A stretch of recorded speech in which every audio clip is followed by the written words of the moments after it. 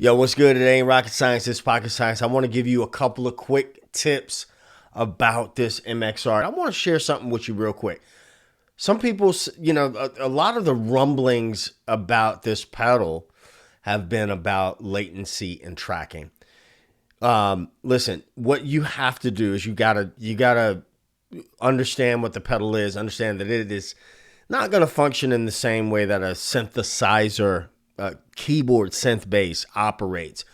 The mechanisms are different, and so you have to take that into account. You may have to change your playing, play different lines in different registers.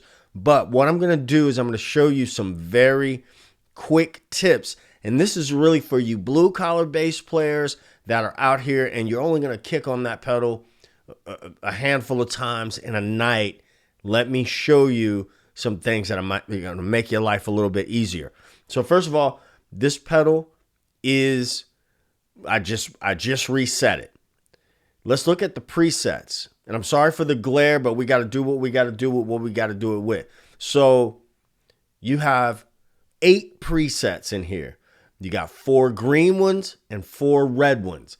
The cheat code that I use for myself is I say that the green presets are your funk, R&B presets, okay? The red presets are your pop, rock, electronica, dance presets, all right? Now, it helps for you to understand, have some understanding of synthesis, understand what things like cutoff, envelope, resonance, and mod do, because when you go to turn those knobs, you can be more intentional about that and get a more desired result. Now, I'm going to go to the what I call the funk and R&B presets. The one that I find myself going to the most is the third one. All right. Now, first thing you notice, this thing is loud. Now, admittedly, I have not used the compressor. I have not played that much or played around that much with the compressor inside of the pedal, because I have a compressor on my pedal board already, and I use the compressor. I use the compressor after the synth. All right, that's been my preference. That's what's been working for me. Sorry for the glare, but that's what we gotta do what we do with what we gotta do it with. So now I'm listening to that sound, and what do I notice about the sound? First off, the oscillator that's playing that sound is a triangle. A sawtooth wave. Okay. Green is the triangle wave. The yellow or the orange is the sawtooth wave. And the red is the square wave. That's an oscillator. Okay. Now we're going to leave it there. But let's say the first thing I want is I want this thing. I need some more bottom, some more booty on it. What I'm going to do. Now this might be your first port of call. I'm going to turn up that. Right there is an example of a little bit of a knob turn is going to go a long way. A little bit goes a long way on this pedal. If I want to have more of the bass sound and less of the synth, turn the mix down. Not a ton. Now you are also hearing my strings on the mic.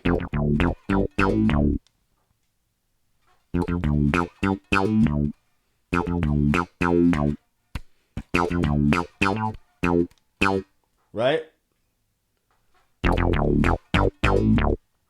And go all synth. So those are just 2 things that you might want to touch. Now, why would I just say, oh, I'm going to go with this green? Because there's a reason why these 4 presets, well, I'm speculating, but my assumption is they chose these 4 presets based on songs and sounds that were indicative of those times. And from there, you can tweak to taste. You dig what I'm saying? So, for instance, in the 80s, the sound of the 80s, as far as drums, a big sound of the 80s, not the only sound, but a big marker of that era and that sound was the Linn drum. Almost everything had, and Prince obviously had his very unique way of doing that sound. He had pedals and stuff hooked up to that, but that's the basis of a whole slew of tunes. So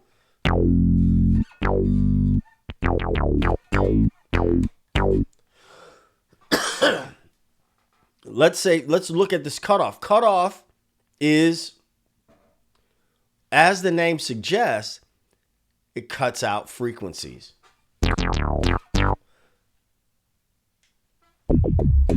As I cut that out, I can almost get what's like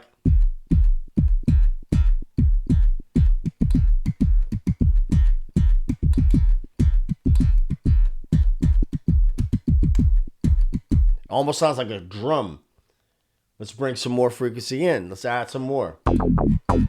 You see what I'm saying? So you're sculpting, but you don't have to do a whole lot of twisting. Take some time, learn what each one of these knobs does.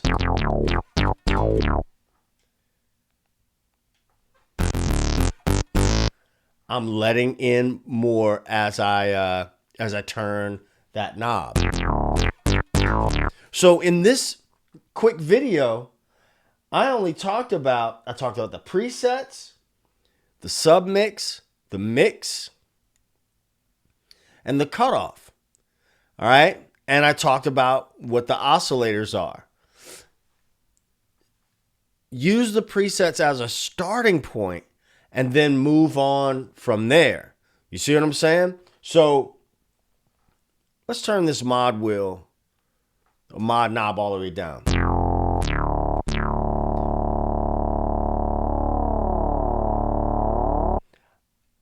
The way that I like to describe that is it adds movement to the sound. Let's turn it all the way down.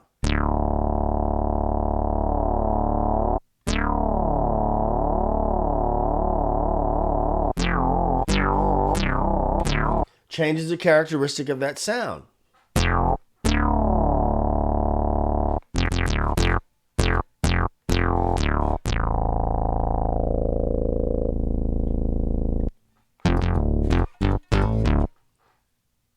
A little bit goes a long, long way. So if you look at the presets, let's go back to the presets, that soul funk R&B preset. Let's just observe real quick. Also, this pedal, the knobs are what you see isn't necessarily what you get. So that's the one that's, I don't remember all the names, but it's like they call it thrilling gains, right? That's the thriller one. Now I'm gonna put all these knobs at 12 o'clock. Just so we can see some things as we go along. But let me turn away from that and then go back to that preset.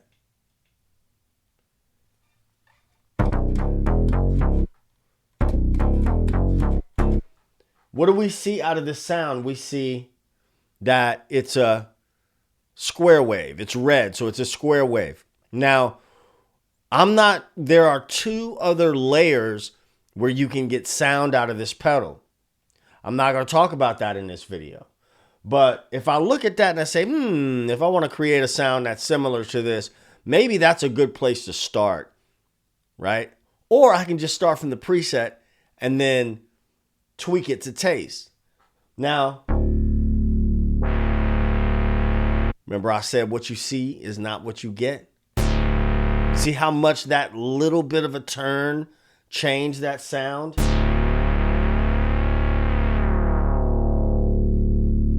Now, when I cut out that frequency even more, I'm back to where I was.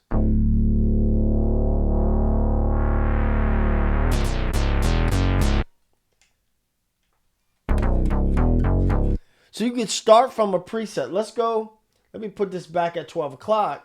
Now, I didn't save that. So if I leave that and then I come back to it, it's gonna be back to the same because I didn't save it. Now, look at this. It's got a second oscillator by way of the voice knob that is clicked, that's checked.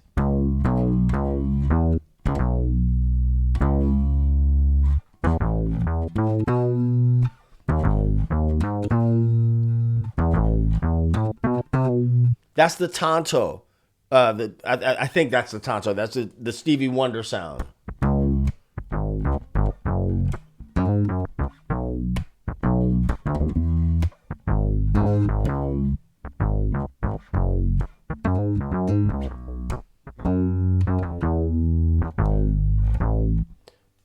We can, again, look at there. A little bit. I just turned that sub mix just a little bit.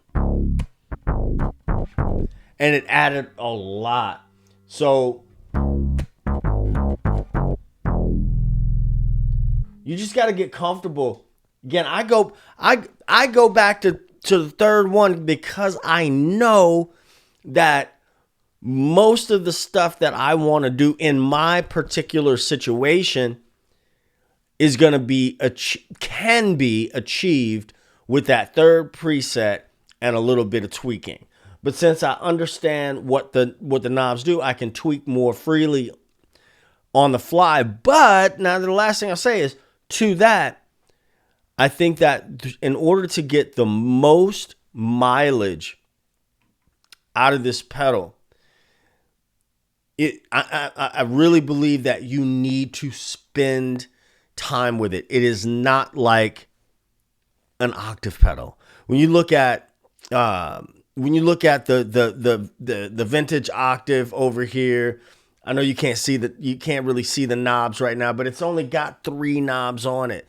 So you can kind of look at it and guess, have some sort of an idea what it's going to sound like. The filter pedal that I have that's out of frame right now, you can eyeball it and kind of guess what it is.